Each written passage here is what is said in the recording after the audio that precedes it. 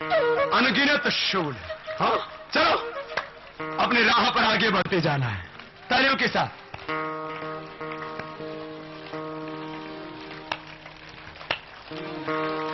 राही जाना पथ मत भूल, राही जाना पथ मत भूल, ओ राही जाना पथ मत भूल। चाहे फूल बिछे हो मग में, चाहे फूल बिछे हो मग में, चाहे अग्नि त्रिशूल, राही जाना पथ मत भूल, ओ राही जाना पथ मत भूल।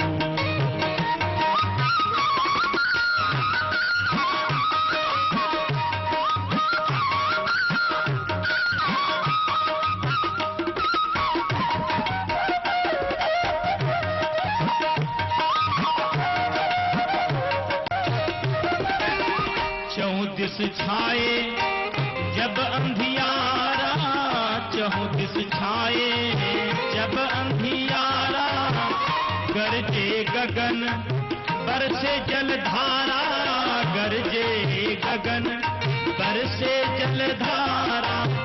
धीरज से ले काम अभय तू, धीरज से ले काम अभय तू, साहस निज साहस मत भूल, राही जाना पथ मत भूल, ओ राही जाना पथ मत भूल। आज जाकर के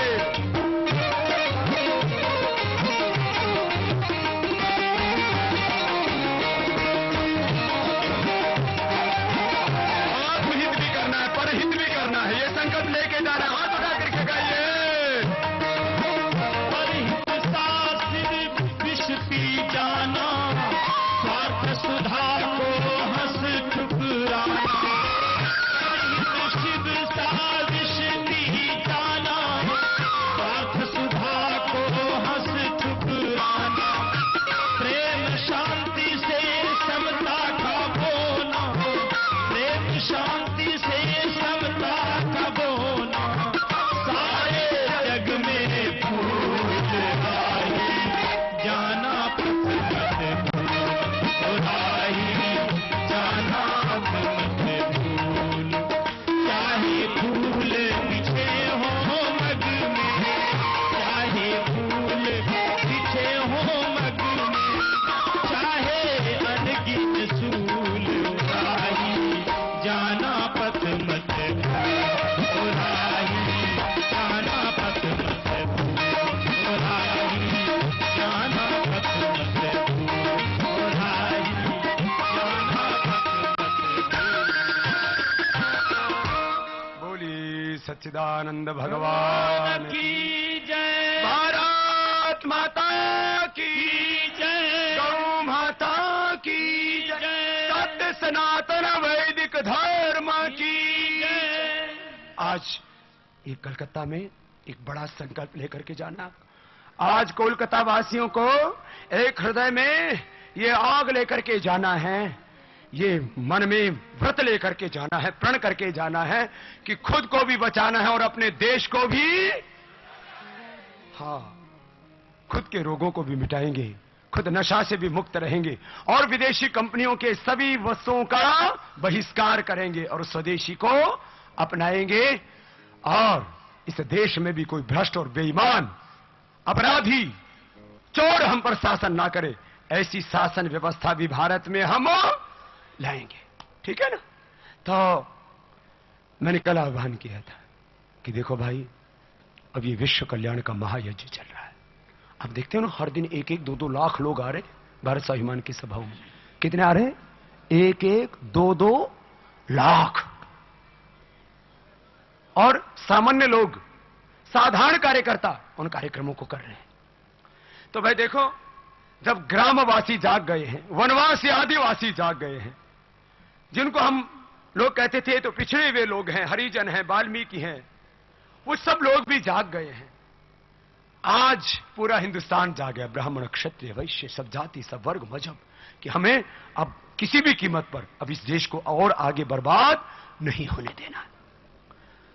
सदियों के बाद ऐसा अवसर आता है जब पूरा देश किसी अभियान आंदोलन के साथ खड़ा हो जाता है। श्री अरविंद ने इसके लिए शब्द प्रयोग किया, भागवत मुहूर्त। और अभागा है वो राष्ट्र जो भागवत मुहूर्त आने पर भी सोया रहता है। अभागा है वो व्यक्ति, अभागा है वो समाज जो भागवत मुहूर्त आने पर भी उस अनुकूल समय पर अपना योगदान सुनिश्चित नहीं करता। आओ, अब भगवान ने हमें एक बहुत बड़ा सौभाग्य दिया है, अवसर दिया है। जिंदगी को एक बहुत बड़ा उद्देश्य इस बहाने से मिला है। अब इस काम में अपनी संपूर्ण ऊर्जा को लगा देना है और इस भारत को ऋषियों का देश बनाना है। इस भारत को स्वामी विवेकानंद के सपनों का देश बनाना है। इस भारत को श्री अरविंद और महर्षि दयानंद के सपनों का भारत बनाना है। फिर से इस देश में स्वर्ग का साम्राज्य राम राज्य लाना है। इंद्रम वर्धंत अप्त्रह कणवंत विश्वमार्यम का जो वेद का उद्घोष है उसको साकार बनाना है कि चारों और सुख समृद्धि हो, सबके जीवन में पावनता हो और मावस्तेन ईशत माघ संसो, हम पर भ्रष्ट बेईमान चोर लोग शासन न करे और अपघ्नंत और रावण है, चारों और जो अंधेरा फैला इसको मिटाना। तो इसमें कार्यकर्ता बनने के लिए कितने लोग सेवा देंगे? कार्यकर्ता बनने के लिए हाथ उठाओ तो, दोनों हाथ ऊपर, सबके सब। अरे ये तो बड़े मजबूत है कोलकाता वाले, तो सबको सेवा देनी। तो यह आयोजन मात्र आपको इस स्वस्थ बनाने के लिए नहीं किया, आपको तो स्वस्थ बनाना ही है, लेकिन हम इतने स्वार्थी न बने कि अपने ही बारे में सोचें। समर्थ लोग जब असमर्थों के बारे में, दूसरों के बारे में सोचना बंद कर देंगे तो फिर तो अनर्थ होगा, फिर समाज में पाप बढ़ेगा, समाज में दुख बढ़ेगा ना। अब समर्थों को सोचना कि हमें अब जो असमर्थ हैं, लाचार हैं, कमजोर हैं, उनको भी उठाना है।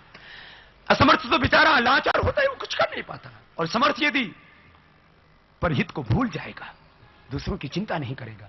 यदि आज मैं समाज के बारे में, देश के बारे में न सोचता तो भगवान ने क्या नहीं दिया था मुझे। आज मैं सुबह 3 बजे से लेकर के रात को 10 बजे तक, और अब कोलकाता में तो मुझे 11-12 बजे से पहले सोने ही नहीं दिया। बोलते बाबा जी आप तो हमारे लिए हो ना। जब मैं एक सन्यासी होकर के रात को 10-10, 11-11, 12 बजे तक जागता हूं और सुबह 3-3:30 बजे उठ करके फिर 4:45 बजे यहां आ जाता हूं, तो क्या आपको इस देश की चिंता नहीं? आप अपने बच्चों को कैसा भारत देकर के जाएंगे? प्रदूषित भारत जिसमें बेहताशा चारों ओर गंदगी हो, जो चारों तरफ खून से लहूलुहान भारत हो, जिसमें न संस्कृति बचे, न संस्कार बचे, न आध्यात्मिक मूल्य बचे, जिसका जिसका जन्म जल, जिसकी जमीन सब दूषित हो गई हो, चारों तरफ भ्रष्टाचार हो, अनाचार हो, दुराचार, व्यभिचार हो। क्या ऐसा भारत अपने बच्चों को सौंप के जाना चाहते हैं जो खून से लथपथ हो, नक्सलवाद, माओवाद, आतंकवाद की आग से झुलस रहा हो देश? क्या ऐसा भारत दे करके जाना चाहते हैं आप अपने बच्चों को, जिस भारत को देख करके आपके बच्चों को शर्म आए कि हमारे माँ बाप, हमारे बड़े क्या करके गए हमारे लिए?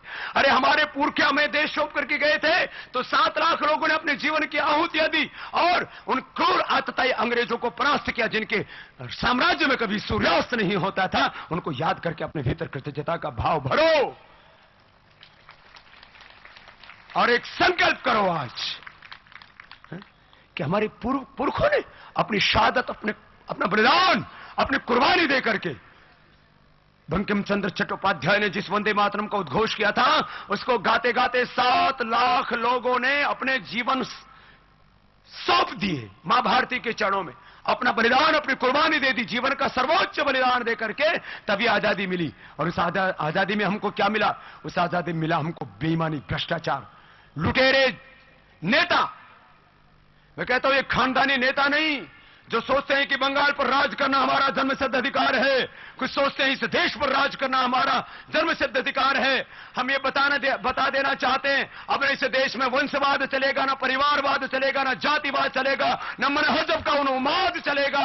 अब इस देश पर तो राज वो करेगा जो ईमानदार है, जो सच्चाई से इस देश को, वतन को बचाना चाहता, आगे बढ़ाना चाहता है। इसलिए मैंने कई बार कहा, एक खानदानी नेता नहीं, एक खानदानी चोर है, खानदानी लुटेरे हैं, एक खानदानी देशद्रोही धोखेबाज हैं। तो इससे देश को बचाना पड़ेगा और तब एक नया भारत हम बनाएंगे। तो बोलो, पश्चिम बंगाल की सूरत बदलने के लिए तुम तैयार हो? दोनों हाथ उठा करके तैयार हैं सब? और देश को बदलने के लिए भी अपने शहादत बलिदानी और कुर्बानी देनी पड़ी तो कितने लोग तैयार हैं? सबके सब। क्या बात है, मां बहन बेटियां भी। तो बोले भारत माता की वंदे वंदे, ऐसा जज्बा भीतर होना चाहिए। और वो तो है। पश्चिम बंगाल का खून गर्म ना हो ये तो हो ही नहीं सकता। इस देश की आजादी का नेतृत्व पश्चिम बंगाल ने किया है। स्वदेशी का नेतृत्व, स्वदेशी के आंदोलन का नेतृत्व पश्चिम बंगाल ने किया। इस देश के बुद्धिजीवियों का, वैज्ञानिकों का, डॉक्टरों का, साइंटिस्टों का नेतृत्व पश्चिम बंगाल ने किया। लेकिन आज ये पश्चिम बंगाल कहीं हिला हुआ है। अब इसकी जड़ों को फिर से मजबूत करना है। हां, तो मैंने आपसे आह्वान किया, आपको कार्यकर्ता के रूप में अपने सबके नाम लिखा करके जाने। और मैं देशवासियों से भी आस्था के माध्यम से हर दिन 10-12 करोड़ लोग जुड़ते हैं, उनसे भी आह्वान करता हूं, आओ। जब एक सन्यासी ने अपने जीवन की परवाह किए बिना मैंने अपने आप को संकटों के, झंझटों के, तूफानों की आग के बीच में फेंका।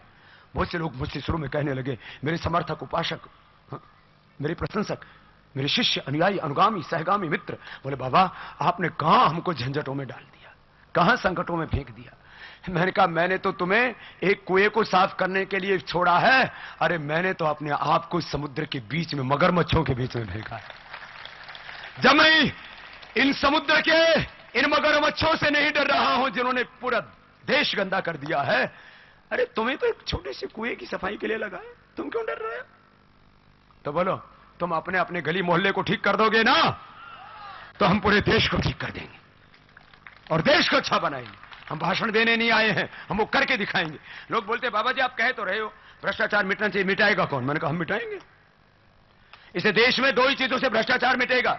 एक, नैतिकता बढ़ेगी, मोरल वैल्यूज लोगों की जब ऊंचे होंगे, लोगों के चरित्र करेक्ट ऊंचे होंगे। और दूसरा, जो फिर भी बेईमानी करे, फिर भी चोरी करे, फिर भी मिलावट करे, फिर भी गलत काम करे, फिर भी दुराचार करे, फिर भी विचार करे, मां बहन बेटियों की इज्जत के साथ खिलवाड़ करे, तो फिर उनके लिए ऐसा कानून बनाएंगे, उनको ऐसा सबक सिखाएंगे कि दूसरा कोई हिम्मत ना कर पाए पाप अनाचार करने। तो बोला ऐसा भारत बनना चाहिए या नहीं? ये खून मेरे सामने गर्म है या पीछे तक गर्म रहेगा? कभी ठंडा नहीं पड़ेगा ना?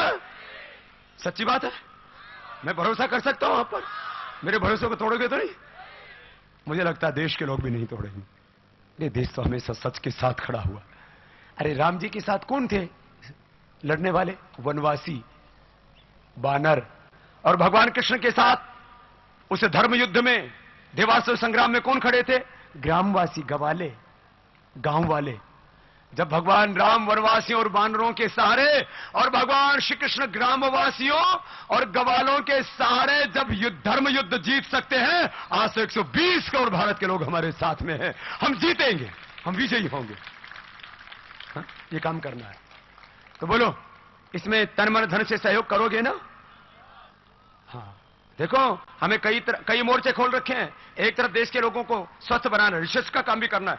पतंजलि आज योगपीठ में एक तरफ ही पतंजलि विश्वविद्यालय चल रहा है, आयुर्वेद कॉलेज भी चल रहा है, और गरीब लोगों के लिए 1000 लोगों के लिए रहने के लिए धर्मशाला, 5000 लोगों के लिए खाने के लिए निःशुल्क व्यवस्था, कोई भी गरीब आदमी जाए उसके उपचार के लिए निःशुल्क व्यवस्था है, और आम लोगों के रहने के लिए करीब 10,000 लोगों की व्यवस्था। ये तो पतंजलि योगपीठ की। देश भर में 600-650 जिलों में आज हमारे पास इतनी ताकत है। 624 जिलों में आज हजारों कार्यकर्ता, हर एक जिले के अंदर लाखों की संख्या में हमारे प्रशंसक हैं, समर्थक हैं, और इन सब के सहारे हम इस देश को बदलेंगे पूरी तरह से। और देखो भाई, गांव वालों के पास पैसा कम है, शहर वालों के पास पैसा ज्यादा है, तो तुम लोग तो मदद भी तो करो शहर वालों। अब गांव वाले बेचारे जिनके पास कम है वो 11,000, 51,000, 1 लाख रुपए देकर के, और इस अभियान में पूरी ताकत झोंक दी है उन्होंने। तो इस शहर वालों, यदि गांव वाले 11,000 रुपए दे सकते हैं तो आपके पास 11 लाख देने का सामर्थ्य है। खड़े हैं यहां कुछ लोग? एक बार जोरदार अभिनंदन हो जाए। दे चुके हैं पहले, तालियां जोर से जरा। और आज भी मैं भाई राजेंद्र जी से कहूंगा और आपसे भी आह्वान करूंगा, भाई जिस जिसको देना है आज अब लेने की बारी है। अपने लिए नहीं, अपनों के लिए नहीं, देश के लिए, धर्म के लिए, सत्य के लिए, पूरी मानवता के कल्याण के लिए। तो भाई बहनों, आपको अभी 10 मिनट और बैठना है, समझ लो ट्रैफिक